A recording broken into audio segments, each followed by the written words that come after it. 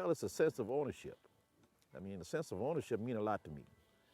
Just like buying a house and paying for it.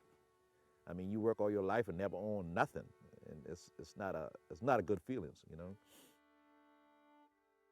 Land is very important. Even you read about land in the Bible. And that's what my father dreamt of. He dreamt of owning a piece of land. And I'm thankful for him today because I'm living on it. The specialty of it all is that we have this property, that the 328 acres is still intact, it's still here, it's still a part of the family, and, you know, and we hope to have it that way forever and forever and forever.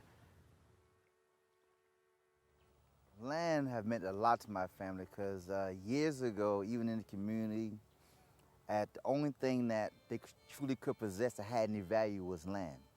So we do value land, but in this market now, if you have an overkill of land and don't have any way of creating income from it, you can be in trouble.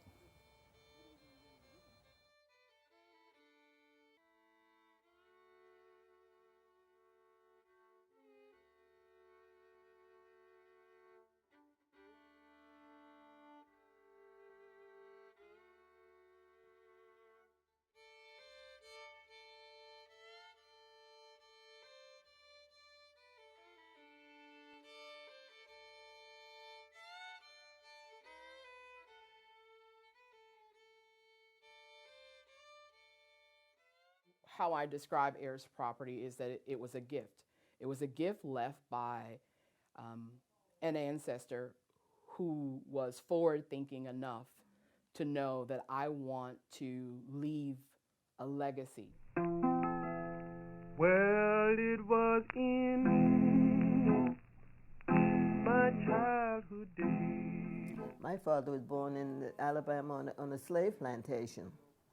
And to him to buy this land, you feel like you're really free when you have a piece of land that you can call your own. You're not under them, you know? It means everything. It means everything. I love to see things grow. I get a thrill out of getting up in the morning and walking over there and see that they have grown a half an inch. We had to work. Because I was the youngest of the family, that didn't mean that I didn't work. I had a cotton bag when we were picking cotton. So I've been working all my life, and I'm 99, I'm still working. Land ownership means the same thing for everybody. It's the ability that I have a piece of dirt, if you want to use that term, and I am able to do with it what I choose. If I want to plant trees, I can. If I want to grow crops, I can. If I want to sell it, I can do that too. But with heirs property owners, their options are limited because they don't have clear legal title to their property. People would be shocked at the predatory development and the outright legalized, I call it legalized theft of heirs property. People want this land. Ironically, it was land that was often near water, which back before mosquito treatments and so forth, it was considered mosquito-ridden and unlivable. Now it's some of the most prized property around. Any heir can sell his or her percentage, no matter how small, of ownership to someone else outside the family who, once they purchase that percentage, then becomes the newest member of the family, becomes an heir. And as an heir, has the right to bring a forced sale of the entire property in the courts. This is excellent land. This is excellent property, and it's a dream come true for developers, but the goal is not to ever have it developed. The property was purchased in 1920 by 47 men that wanted the opportunity to fish and to hunt. They did that in hopes of preserving it for future generations, and that's probably our goal now, is to preserve this property for future generations so that we'll have a place to recreate and do some of those things also.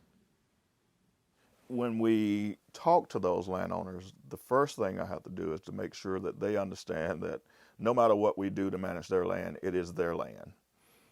and it's their decision as to what they want to do with that land. We, in turn, provide them the education around here are some options as it relates to owning the land and as it relates to managing the land. Well, for us at the Center for Heirs Property Preservation, bringing clear title to this particular asset and also helping them understand how to use it through sustainable forestry is the tool that we're using to help people and places move out of poverty.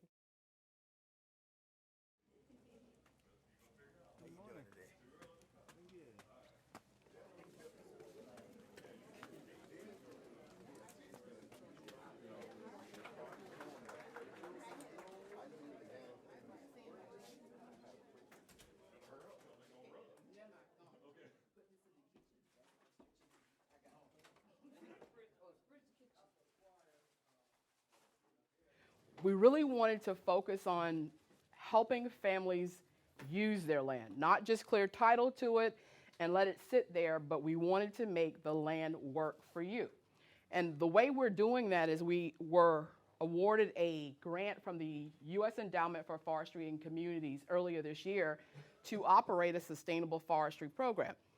So here's an opportunity for you to learn the techniques and the tools that you need to maximize your land, or in other words, to help your land work for you rather than you working for the land. Education is important.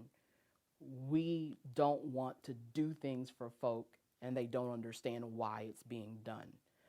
Because after this asset the title to this asset has been cleared, they need to know how to use it.